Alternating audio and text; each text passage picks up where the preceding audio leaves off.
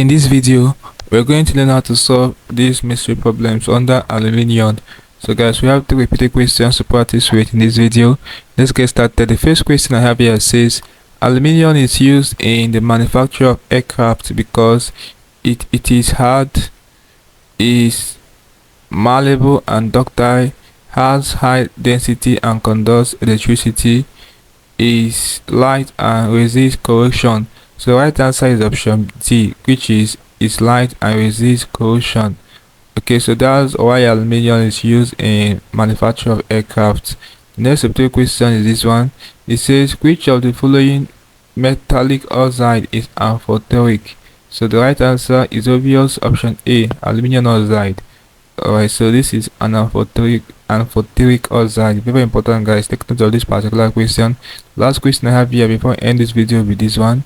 It says aluminium is a good roofing material because it forms an oxide film over its surface which prevents corrosion.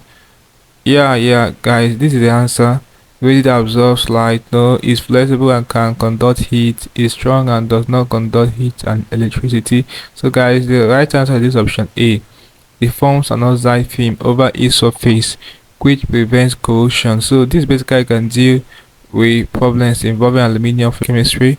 We practice with 3 repeated questions for this topic. Hope you learned something interesting from the video.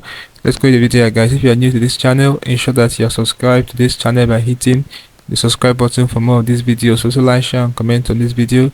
Tell me how you feel for what I learned from this video. If you seem to have any specific questions asked regarding what I talked about in this video, feel free to leave your question at the comment section below and I will ensure to give you a response.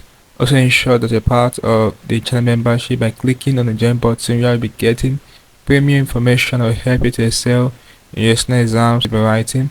Alright, so having done this, click on the screen above and I will see you in the next video. Thanks for watching.